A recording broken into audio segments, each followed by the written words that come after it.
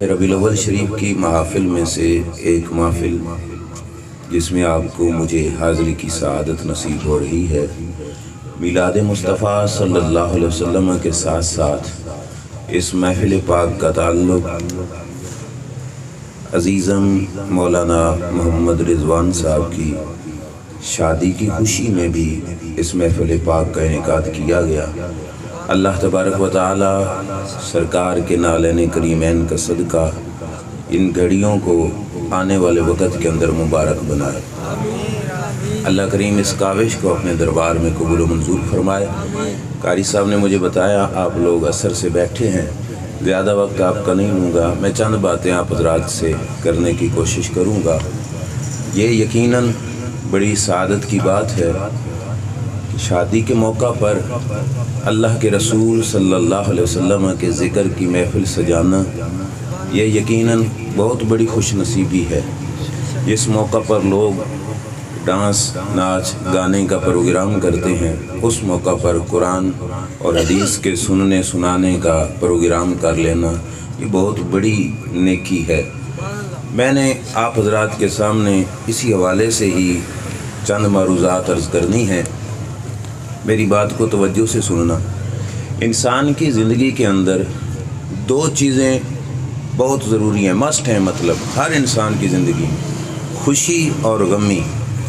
ہر انسان کو ان دو پیریڈوں میں سے ضرور گزرنا پڑتا ہے۔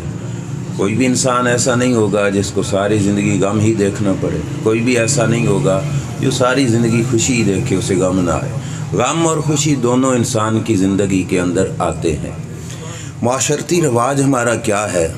آپ لوگ بھی معاشرے میں رہتے ہو، لوگوں کے ساتھ اٹھ بیٹھ ہے کہ جس وقت خوشی کا موقع ہوتا ہے تو برادری اپنے قریبی رشتہ داروں کو، عزیزوں کو جمع کر کے اپنے ساتھ تعلق رکھنے والے عزیزوں کو یاد کیا جاتا ہے۔ باقاعدہ نام پوچھ پوچھ کے لکھے جاتے ہیں تاکہ کوئی بندہ رہ نہ جائے۔ مشاورت ہوتی ہے کارڈ بھیجتے ہوئے، دعوت نامے بھیجتے ہوئے کہ یار سارے لوگ جو اپنے رشتہ دار ہیں، عزیز ہیں، پیارے ہیں، ان کو اپنی خوشی کے اندر شریک کیا جائے۔ دعوت دے کر خوشی کے موقع پر بلانا پڑتا ہے۔ پھر جب غم کا موقع آتا ہے، پریشانی کا موقع آتا ہے، دکھ کا موقع آتا ہے، اس موقع پر کارڈ نہیں بھیجنے پڑتے، نہ دعوت نامے بھیجنے پڑتے ہیں۔ جن کو خوشی میں یاد کیا ہو وہ اپنے آپ ہی آ جایا کرتے ہیں، اصول ایسے ہی ہے نا۔ اور جن کو خوشی کے موقع پر ہو قریبی اور بھلا دیا جائے خوشی کے موقع پر، پھر وہ غم کے موقع پر نہیں آتے۔ لوگ گلا کریں بھئی یار فلاں بندہ ہمارے دکھ میں شریک نہیں ہوا، وہ یہی کہتے ہیں میاں تم نے ہمیں خوشی میں یاد ہی نہیں کیا تو ہم تمہارے غم میں کیسے شریک ہوں۔ ایسے ہی ہے نا، بولیے ایسے ہی ہے نا۔ ہماری زبان پہ بھی ایک شکوہ آتا ہے، خدا نخواستہ ہم میں سے کسی کی زندگی میں کوئی دکھ آئے، پریشانی آئے، مصیبت آئے، ہم کہتے ہیں کہ رب ہماری سنتا ہی نہیں ہے، ہماری دعا قبول بھی نہیں ہو رہی، رسول اللہ صلی اللہ علیہ وسلم کی بارگاہ میں بھی ہماری عرضی قبول نہیں ہو رہی، یہ ہم شکوہ کرتے ہیں۔ میں اس موقع پر آپ حضرات کے سامنے یہ عرض کرنا چاہتا ہوں، خوشی کے موقع پر یاد کیا جاتا ہے، بلایا جاتا ہے، اور غم کے موقع پر بلانا نہیں پڑتا، اگلا خود آتا ہے۔ اور جس کو خوشی کے موقع پر بلایا ہو پھر وہ غم میں نہیں آیا کرتا۔ انسان کی زندگی میں شادی خوشی کا موقع ہوتا ہے، اور خوشی کے اس موقع پر جب ساری برادری بیٹھ کر سارے رشتہ داروں کے نام لکھ لکھ کر یاد کرتی ہے، اس موقع پر رب کے لاڈلے محبوب کو بھلا دیا جاتا ہے۔ پھر غم کے موقع پر سوچا جاتا ہے کہ وہ ہماری مدد کو نہیں آئے، اور خوشی کے موقع پر ان کو یاد کرو، تمہارے دکھ میں بن بلائے تشریف لائیں گے۔ ہمارا حق بنتا ہے کہ ہم اپنی خوشیوں میں ان کو شریک کریں کہ ہم آپ کے ہیں یا رسول اللہ صلی اللہ علیہ وسلم۔ ہماری رشتہ داری رشتہ داروں سے بعد میں ہے، آپ کی ذات سے ہماری رشتہ داری پہلے ہے۔ ہمارا ماما، چاچا، کوئی برادری نہ بنتی اگر تاجدار کائنات صلی اللہ علیہ وسلم نہ ہوتے، ہمارا ماں اور باپ کا وجود نہ ہوتا، بلکہ رب نے تو سیدنا آدم علیہ السلام سے بھی کہہ دیا تھا لولا محمد لما خلقتو کا، اے آدم اگر میرے محبوب نہ ہوتے تو میں تمہیں بھی پیدا نہ کرتا۔ یار جن کے صدقے سے برادری بنی، برادری یاد کی جائے اور اس نبی کو بلا دیا جائے، اور پھر رج کر مخالفت ہوتی ہے، بالخصوص شادی کے موقع پر 7 دن پہلے طبلے والیاں بیٹھ جاتی ہیں، مائیں بہنیں، وہ عورت جس کی آواز کا بھی پردہ ہے، رب نے اسے اذان نہیں دینے دی۔ حج پہ جاؤ، عمرے پہ جاؤ، تم لبیک اللہم لبیک کی صدائیں لگاتے، عورت کو نہیں اجازت کہ وہ لبیک اللہم لبیک کی صدا بلند آواز سے لگائے، رب نے اس کی آواز کا تقدس رکھا۔ اور شادی سے 7 دن پہلے اگر گھر میں طبلے کھڑکتے رہیں اور بیویاں بیٹھ کے جو ہے گانے گاتی رہیں، پھر برکت کی امید کیسے کی جاتی ہے؟ شیطان اس گھر میں آئے گا، رحمت نہیں اس گھر میں آئے گی۔ اللہ کے رسول کی رحمت چاہتے ہو تو پھر شادی کا انداز یہ اپناؤ جیسے میرے نبی کے غلاموں نے شادیاں فرمائی۔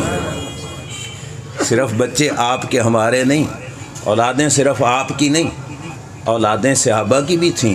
شادیاں اس دور میں بھی ہوتی رہیں، وسائل ہونے کے باوجود بھی ہوتی رہیں، سرکار نے اپنی شادیاں بھی کیں۔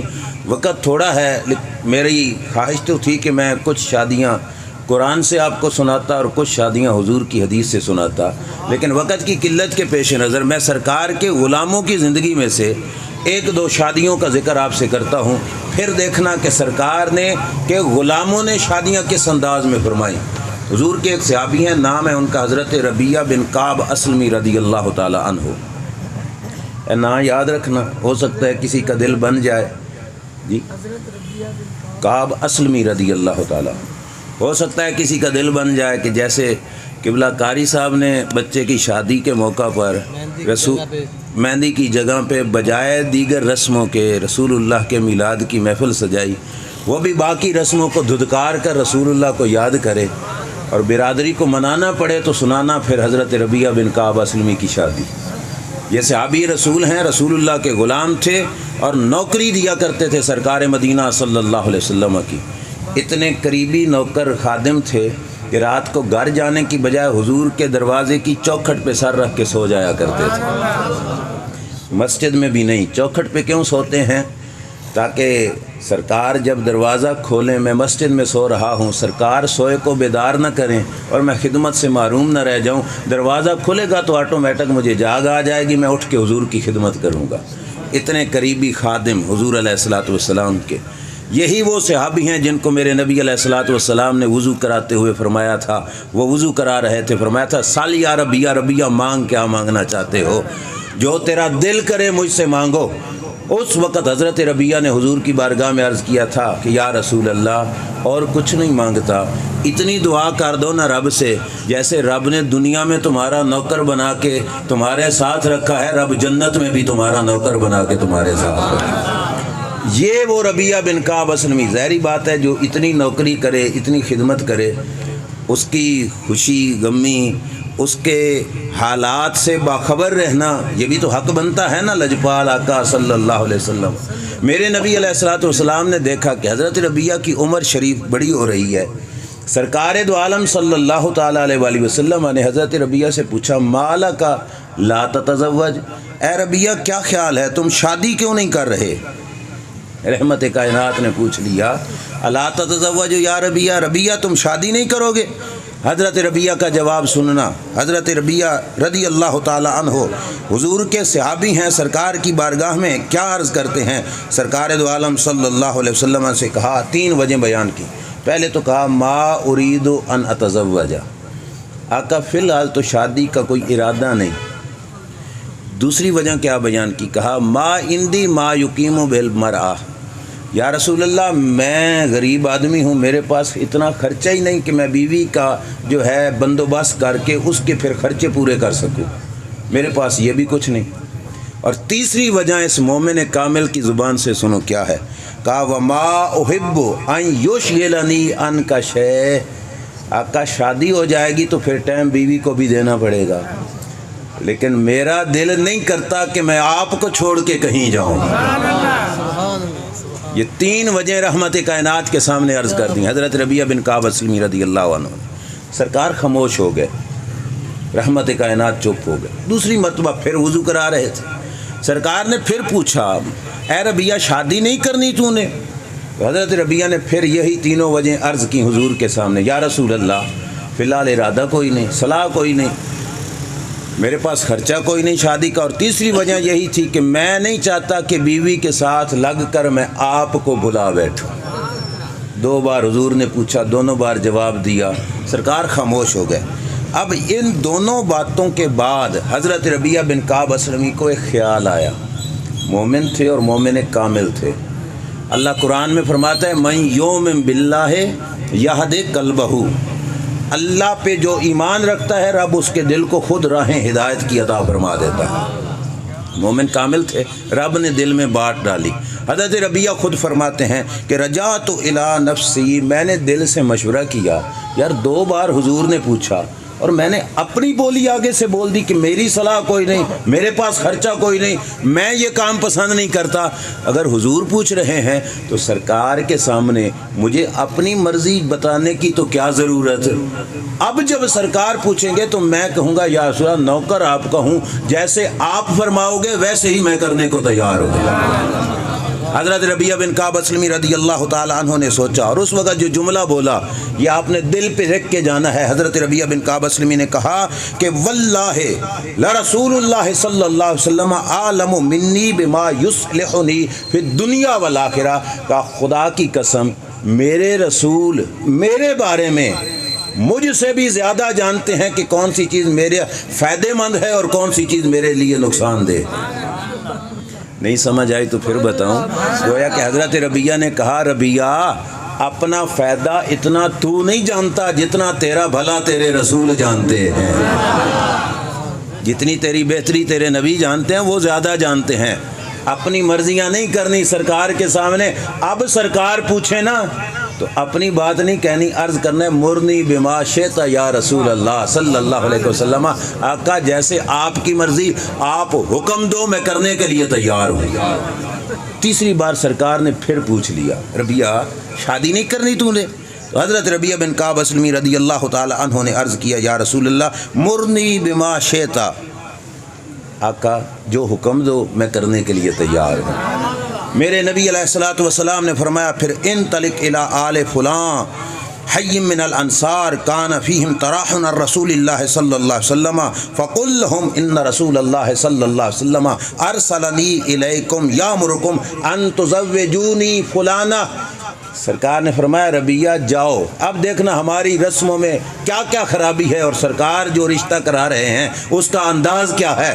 سرکار نے فرمایا ربیعہ جاؤ، جا کر فلاں گھر والوں سے کہو کہ مجھے رسول خدا صلی اللہ علیہ وسلم نے بھیجا ہے، اور سرکار فرماتے ہیں کہ اپنے خاندان کی فلاں بچی سے میرا رشتہ کر دو۔ دلہا خود جا کے رشتہ مانگ رہا ہے۔ جیسے ہمارے معاشرے میں برائی سمجھا جاتا ہے، مات ہماری یہ ماری گئی، جو برائی ہے اسے ہم برائی نہیں سمجھتے، جو برائی نہیں ہے اسے برائی سمجھتے ہیں۔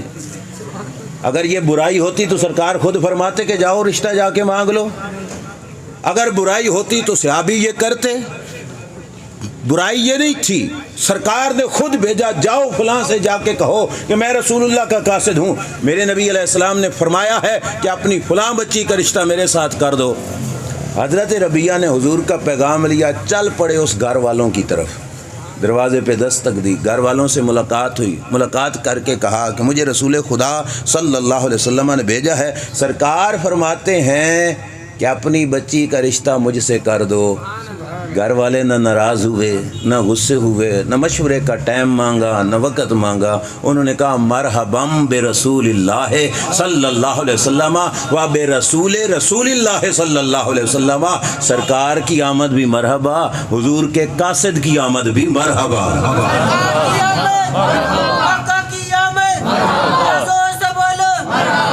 محتشم سامعین، انہوں نے کیا کہا؟ حضور کی آمد، سرکار کے قاصد کی آمد مرحبا۔ خوش ہو گئے کہ سرکار نے ہمارے دروازے پہ قاصد بھیجا ہے، اور آگے کہا واللہ لا یرجع رسول اللہ صلی اللہ علیہ وسلم الا بحاجتہ، سرکار کا قاصد ہمارے دروازے سے خالی نہیں جائے گا، جو سرکار نے فرمایا ہے ہم پورا کر کے اس کو اپنے دروازے سے بھیجیں گے۔ رشتہ قبول بھی ہو گیا صرف ایک چکر میں۔ یہ ہمارے معاشرے کی بولیاں ہیں کہ رشتے ڈھونڈتے ہوئے جوتیاں بھی گھس جاتی ہیں۔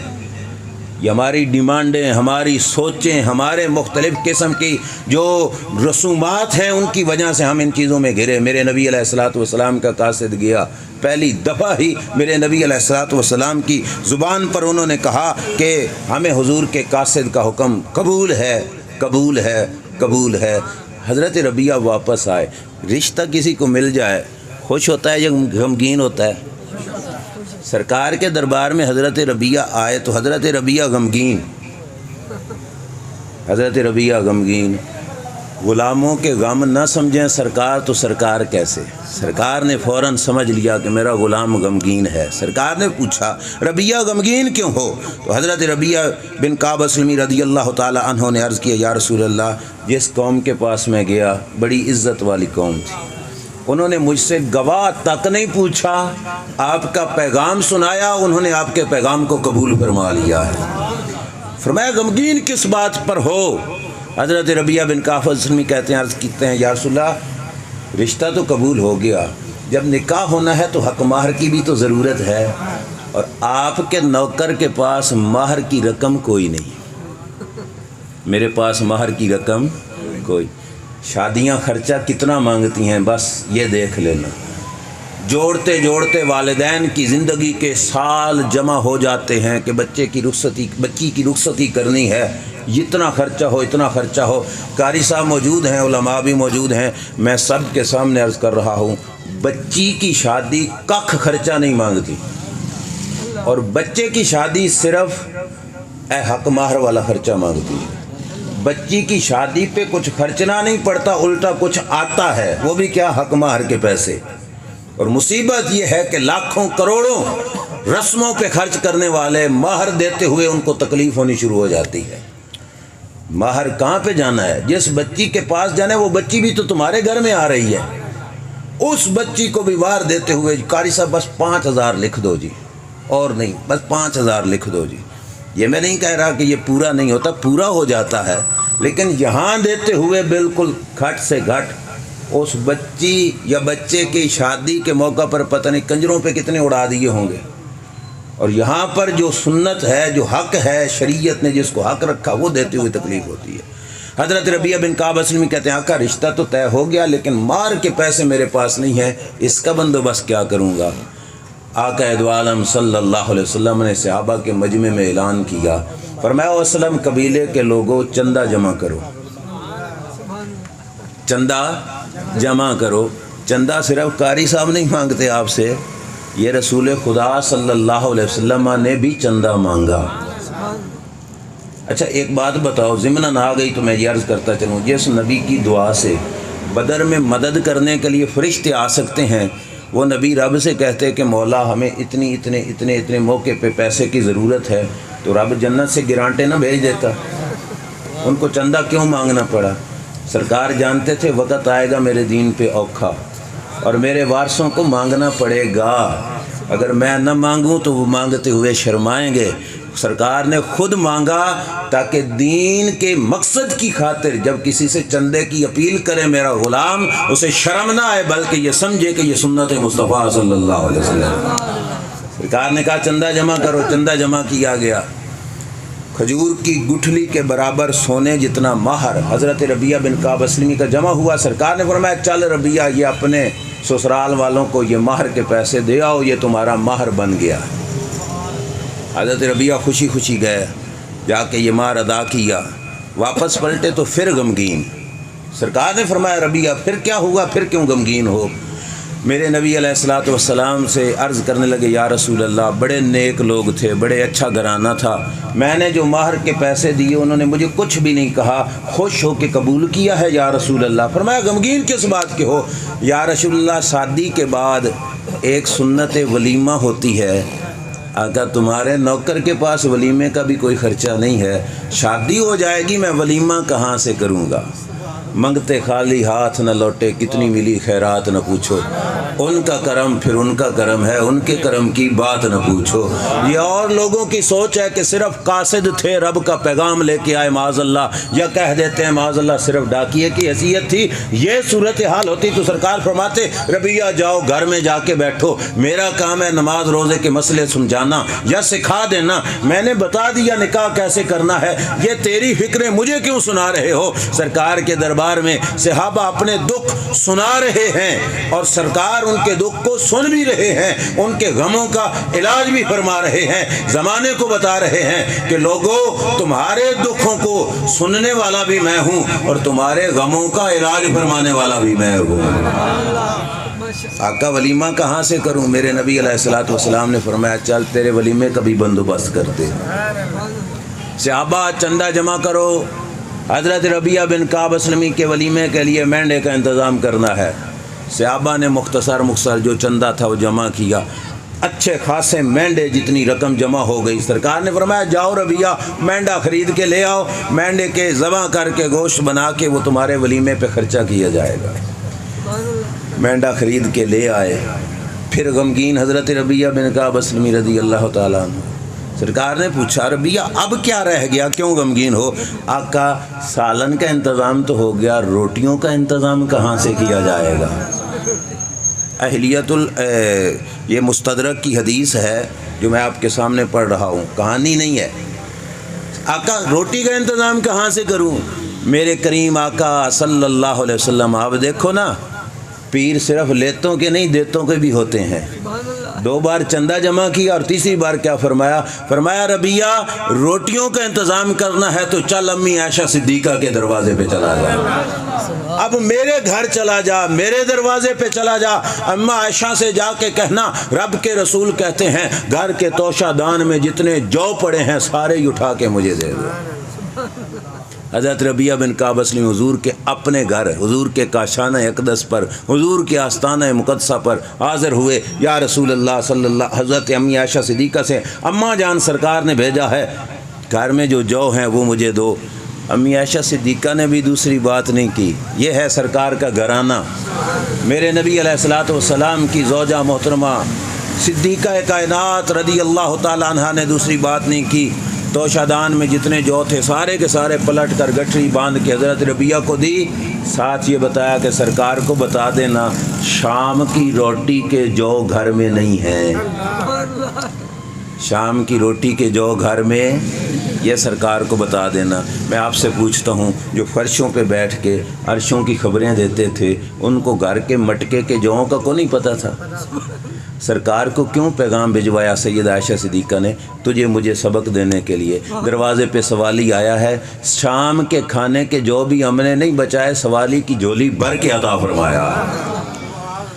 حضرت ربیہ بن کعب اسلمی رضی اللہ تعالیٰ عنہ لے کے پلٹے واپس، جو بھی آ گئے، روٹی کا انتظام بھی ہو گیا۔ اب جو خوش قسمتی حضرت ربیہ بن کعب اسلمی کی، فرماتے ہیں اگلے دن میں نے ولیمہ رکھا، میری خوش قسمتی کہ میرے ولیمے میں رب کے نبی تشریف لے آئے صلی اللہ علیہ وسلم۔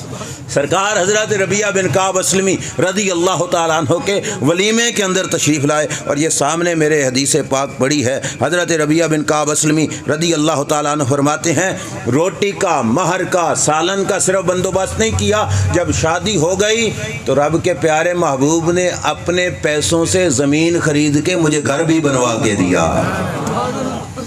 سارا انتظام کیا کہ نہیں کیا؟ اور بن کے تو دیکھو حضور کے، پھر دیکھنا سرکار نوازا کتنا کرتے، سرکار دیا کتنا کرتے ہیں، کس کو کیا ملے کس کو کتنا ملے یہ ان پہ چھوڑ دو، اور یہ عقیدہ رکھو جو حضرت ربیہ بن کعب اسلمی کے جملے تھے کہ میرے بارے میں مجھ سے بھی زیادہ میرے رسول بھلا جانتے ہیں، میں اپنا بھلا اتنا نہیں سوچ سکتا، تو کروڑ سائنسدانوں سے جا کے، دانشوروں سے، مفکرین سے مشورے کر لے، کسی کی سوچ اس مقام تک نہیں پہنچ سکتی جتنی محبت رب نے تیرے محبوب کے دل میں پیدا فرمائی ہے۔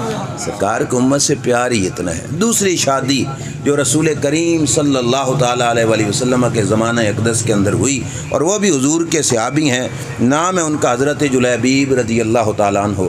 جو ٹائم دیا وہ قاری صاحب نے وہ تو پورا ہو گیا، لیکن یہ حدیث میں آپ کو سنا کے ہی بات کو ختم کروں گا۔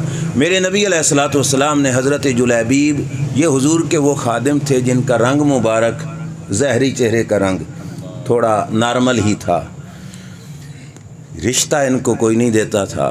اللہ کے رسول صلی اللہ تعالیٰ علیہ وآلہ وسلم ادھر تو ان کو بھیجا نا حضرت ربیہ کو، خود ان کو خود بھی نہیں بھیجا۔ ایک رشتے کی بات ہوئی تو سرکار دو عالم صلی اللہ علیہ وسلم نے ان سے کہا، گھر والوں سے، بچی کے بارے میں، کہ میں تمہاری بچی کا رشتہ مانگتا ہوں۔ انہوں نے آگے سے کیا کہا، ونعمتم و کرامتم یا رسول اللہ، بڑی خوشی کی بات، بڑی عزت کی بات، ہماری بچی کو آپ اپنے رشتے میں قبول کرو تو یہ ہمارے لیے بڑی خوشی کی بات ہوگی۔ میرے کریم آقا صلی اللہ تعالیٰ علیہ وآلہ وسلم نے فرمایا، اپنے لیے نہیں، میں نے رشتہ جلیبیب کے لیے مانگا ہے، میں نے رشتہ جلیبیب کے لیے مانگا ہے۔ وہ شخص آگے سے عرض کرنے لگے، یا رسول اللہ صلی اللہ علیہ وسلم، اگر تو ہے نا رشتہ جلیبیب کا تو اشاور امہا، میں کاکی کی ماں سے مشورہ کرتا ہوں۔ اب دیکھو نا، یہ سارے انداز سرکار نے ہمیں سمجھائے، ہر پہلو بتلایا۔ ادھر ان کو خود بھیجا، ادھر آپ بات کر رہے ہیں، ادھر انہوں نے دوسری بات نہیں کہی، ادھر کیا کہا جا رہا ہے کہ میں اس کی ماں سے مشورہ کرتا ہوں۔ یہ جو بات تھوڑی لمبی ہوئی نا، اس میں بھی حکمت تھی، وہ آگے آ جائے گی۔ ادھر ہی ہاں ہو جاتی تو پھر اور بات ہوتی، لیکن یہاں پہ تھوڑی بات لمبی ہوئی، حکمت تھی۔ وہ جن سے رشتہ مانگا تھا وہ گھر گئے، ان کی ماں سے جا کے کہا کہ ہماری بچی کا رشتہ رسول خدا صلی اللہ علیہ وسلم نے طلب کیا۔ انہوں نے کہا، واہ واہ واہ واہ، بڑی عزت کی بات، بڑی نعمت کی بات، بڑی کرامت کی بات۔ کہا نہیں، اپنے لیے نہیں، اپنے خادم جلیبیب کے لیے مانگا۔ تو ان کی ماں یہ کہنے لگی، نہ جلیبیب کے لیے نہیں، اگر سرکار اپنے لیے طلب کرتے ہیں تو پھر ہم یہ رشتہ دینے کو تیار ہیں۔ یہ جو وقتی بات تھی نا، اس میں بھی حکمت تھی، وہی بات جو لمبی کی جا رہی ہے۔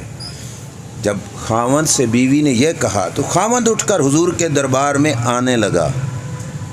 فلما اراد ان یقوما، جب انہوں نے ارادہ کیا کہ میں جاؤں اور حضور کو جا کے بتاؤں کہ کاکی کی بچی کی ماں کیا کہتی ہے، قالت الجاریۃ من خطبنی الیکم، گھر سے وہ بچی بول پڑی جس کے رشتے کی بات تھی۔ بات لمبی اس واسطے ہوئی کہ بات پہنچنی یہاں تک تھی۔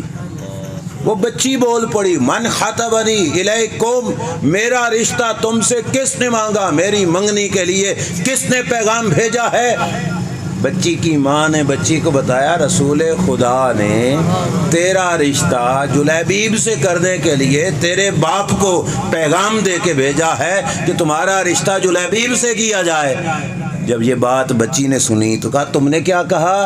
تو ان کی ماں نے کہا، میں نے کہا نہیں سرکار اپنے لیے کریں تو ٹھیک ہے، لیکن جلیبیب کے لیے نہیں۔ اب یہ بچی کا ذہن سننا، مجھے بتاؤ، اولاد کی زبان جو بولتی ہے وہ والدین کی تربیت سے ہی بولتی ہے۔ کوئی صحابی کے بارے میں زبان نہ کھول دے کہ ان کا ذہن ایسے تھا یا ایسے تھا، انہوں نے مشورہ کیوں؟ اصل بات یہاں سے بلوانی تھی نا، رب جو چاہتا تھا وہ کرنا چاہتا تھا، اللہ بلوانا چاہتا تھا کہ بچی خود بولے۔ بچی خود بولنے لگی کہ تم نے کیا جواب دیا؟ کہا ہم نے تو یہ کہا کہ سرکار کرنا چاہتے ہیں تو کر لیں، لیکن ہم جو ہے جلیبیب کے لیے رشتہ نہیں دے سکتے۔ تو اس وقت بچی نے کہا، اتردون علی رسول اللہ صلی اللہ علیہ وسلم امرہ، اماں ابا تھوڑا دھیان تو کرو، سرکار کا آرڈر واپس کر رہے ہو۔ آرڈر سرکار کا ہے، سرکار کا آرڈر واپس کر رہے ہو۔ اب بظاہر نہ حضرت جلیبیب کی کوئی زمین، نہ کوئی بینک بیلنس، نہ کوئی بظاہر جو حسن تھا وہ بھی بظاہر حسن وہ نہیں تھا۔ تو بچی کے والدین اس وجہ سے کہہ رہے تھے کہ نہیں، لیکن بچی کیا کہنے لگی، یا تردون امر رسول اللہ صلی اللہ علیہ وسلم، واپس بھیجنے سے پہلے یہ دیکھنا آرڈر کس کا ہے، حکم کس کا ہے۔ یہ ان کا آرڈر نہیں، یہ وہ زبان ہے جس زبان پہ رب بولا کرتا ہے۔ تم سرکار کا آرڈر واپس کرے ہوتے ہو نا۔ اب بچی کا جملہ سننا کیا ہے، یہ وہ پہلا حضرت ربیہ والا اور یہ دوسرا، یہ بھی ذہن میں رکھنا۔ بچی نے کیا کہا، اس نے کہا، ادفعونی الی رسول اللہ صلی اللہ تعالی علیہ وآلہ وسلم فإنہ لن یضیعنی، سرکار نے جیسا کہا ہے ویسا کر دو، میرے رسول مجھے ضائع نہیں ہونے دیں گے۔ سرکار مجھے ضائع، مجھے دے دو ان کو، جیسا سرکار نے کہا ہے ویسا کر دو، سرکار مجھے ضائع نہیں ہونے دیں گے۔ بچی کے والد نے سوچا کہ جب بچی راضی تو ہم کیا روکنے والے، خوش ہو گئے کہ بچی نے بھی یہ ڈیمانڈ منظور کر لی۔ میرے کریم آقا صلی اللہ علیہ وسلم کی بارگاہ میں گئے، سرکار دو عالم صلی اللہ علیہ وسلم نے رشتہ کرایا۔ کوئی بڑا خاندان نہیں تھا، کوئی بڑی برادری نہیں تھی، جن کو رشتہ سرکار نے کروا کے دیا۔ پھر ان کے ساتھ سرکار نے نبھائی کتنی فرمائی۔ جنگ احد کا موقع آیا، حضرت جلیبیب رضی اللہ تعالی عنہ جنگ احد کے اندر شہید ہو گئے۔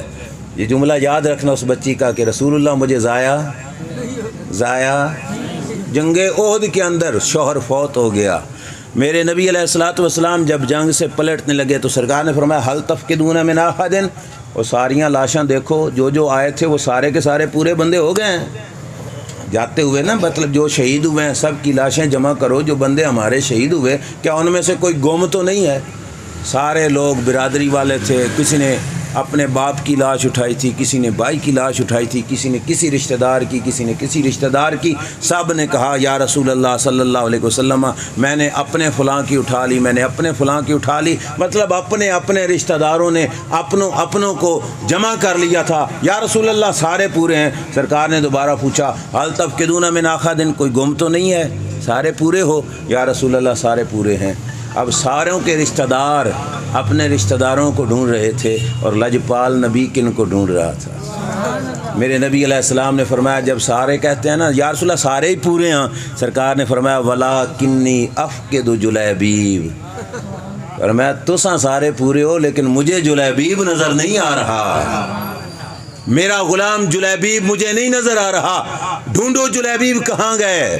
صحابہ اکرام علیہم رضوان ڈھونڈتے ہوئے گئے، کیا دیکھتے ہیں حصار ہے کافروں کا، 7 کافر ارد گرد مارے ہوئے پڑے ہیں، درمیان کے اندر حضرت جلیبیب کی لاش مبارک پڑی ہے۔ واپس پلٹ کے آئے، بتائے یا رسول اللہ اس حال میں ہم نے جلیبیب کی لاش کو دیکھا۔ سرکار نے فرمایا قاتلہم و قاتلوہ، سرکار نے فرمایا پہلے میرے جلیبیب نے ان 7 کو مارا اور ان 7 کے زخموں سے میرا جلیبیب بعد میں شہید ہو گیا۔ جن کی نگاہوں سے جنگ کا کوئی منظر چھپا نہیں تھا، ان کو جلیبیب کا پتہ نہیں تھا، پتہ تھا۔ غلاموں سے کہا تاکہ پتہ لگے ہر کوئی اپنے رشتہ داروں کو ڈھونڈ رہا ہے، جن کا کوئی نہیں ان کے سرکار بنے ہوئے ہیں۔ سرکار نے فرمایا میں ہوں، ڈھونڈو جلیبیب کو۔ جلیبیب آئے۔ جو اگلی بات جو میں خاص عرض کرنا چاہتا ہوں، رشتہ کس نے کروایا اور سرکار نے نوازشیں کتنی کی، یہ بات یہ بھی ذہن میں رکھنا۔ صحابہ کہتے ہیں کہ احد کے میدان سے لے کر جہاں پہ لاش پڑی تھی وہاں سے لے کر قبر لحد میں رکھنے تک حضرت جلیبیب کی لاش کے لیے چارپائی نہیں تھی۔ سینے میں ایمان ہے تو بات بڑی مزے کی ہے، کہتے ہیں چارپائی کوئی نہیں تھی جس چارپائی پہ جلیبیب کا جنازہ اٹھایا جاتا۔ احد کے میدان سے لے کے قبر تک چارپائی نہیں تھی۔ لم یکن لہو الا ساعد رسول اللہ صلی اللہ علیہ وسلم، کہا میدان احد سے لے کے قبر تک سرکار نے اس طرح اپنے دونوں بازوؤں پہ اپنے جلیبیب کو اٹھایا ہوا تھا۔ صدقے جلیبیب تیری عظمت پر، سچی بات یار، ایک میت کو اتارنا ہو تو 4 بندے یوں چادریں ڈال کے میت کو زمین میں اتارتے ہیں، بھاری ہو جاتا ہے، اتارنا مشکل ہو جاتا ہے۔ کوئی جلیبیب 7-8 سال کے بچے نہیں، شادی شدہ جوان ہے اور رب کے محبوب نے اپنے دونوں بازوؤں پہ اٹھایا ہوا ہے۔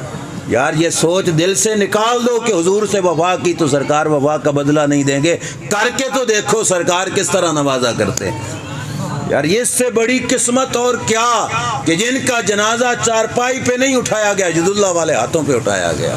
سرکار نے اپنے ان بازوؤں پر اٹھا کر میدان احد سے لے کر قبر تک، صحابہ کے الفاظ ہیں کہ ہم نے چارپائی نہیں دیکھی جلیبیب کی لاش کے نیکی، صرف حضور کے بازو تھے کہ جلیبیب اس میدان سے اٹھے قبر تک سرکار کے بازوؤں پہ رہے اور سرکار نے اپنے بازوؤں سے ہی ان کو قبر میں اتارا۔ پیچھے رہ گئی تھی بیوہ، ان کا رشتہ کس نے کرایا تھا؟ اور اس خاتون کے جواب کیا تھا؟ فَإِنَّهُ لَن يُضَيِّعَنِي رسول اللہ صلی اللہ علیہ وسلم، سرکار مجھے ضائع نہیں کریں گے۔ بیوہ ہو گئی، شوہر فوت ہو جائے تو بیویاں بیچاری رول جاتی ہیں، لیکن عرب میں مشہور تھا، یہ نگاہ مصطفیٰ کا فیض ہے، عرب میں مشہور تھا کہ اتنی مالدار اور کوئی خاتون نہیں جتنی جلیبیب کی بیوی مالدار ہے۔